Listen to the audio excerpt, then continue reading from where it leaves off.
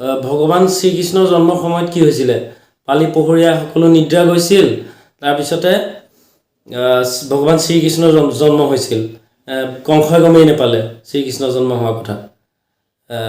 হেতু ক'বলৈ ভাল যে তেওঁৰ গাত তেওঁ জগতৰ ঈশ্বৰ ঐশ্বৰিক এটা শক্তি আছিল গাত সেই কাৰণে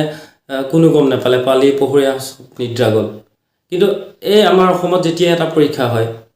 এটোটো সিকিউৰিটি ব্যৱস্থা এটা থাকে সকে সো হেবিলাক কোত যায় কেনেকৈ এইবিলাক বাতিল হয় পৰীক্ষা পেপাৰ ফাদিল হয়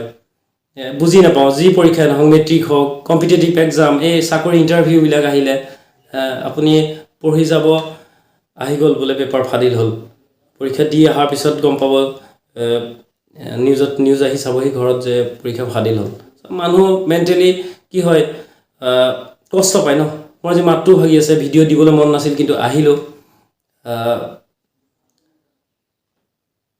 গা ভাল নহয়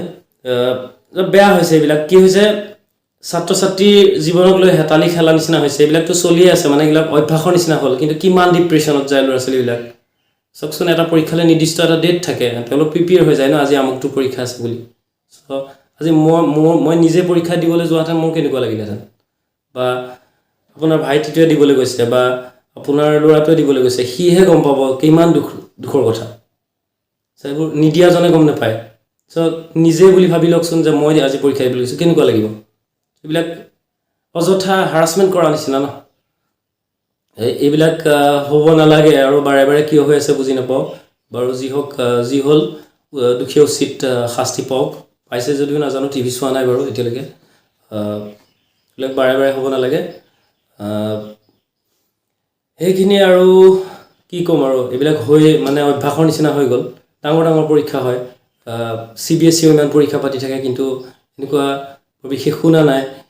বা ডাঙৰ পৰীক্ষাবিলাকতো শুনা নাই কিন্তু মেট্ৰিক পৰীক্ষা এনেকুৱা বিলাক পৰীক্ষা আহিলে আমাৰ অসমত বিশেষকৈ বিলাক আহি যায় সো এইবিলাক ভৱিষ্যতে নহওক ল'ৰা ছোৱালীৰ জীৱনক লৈ যাতে খেল নেখেলে যিজন বিষয়ে কামটো কৰে তেওঁক উচিত শাস্তি দিয়ক তেওঁটো কি ভুক্তভোগী হ'ব তেওঁ নিজে চোৰৰটো কোনো মনত কিবা কষ্ট পাবলগীয়া কিবা একো নাই চোৰ বিদ্যাটোৱে আছে কেনেকেনো এইবিলাক ডাঙৰ অফিচাৰ হয় কি হয় নাজানো অফিচাৰে কৈছে নে কি হৈছে নাজানো কিন্তু এইবিলাক আৰু ক'বলৈ গ'লে বহুত কথা ওলাব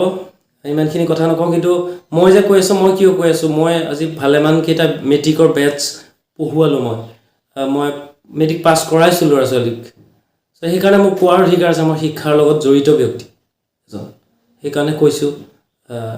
গাটো বেয়া আছিল সেইকাৰণে মাতছাত ভাগি আছে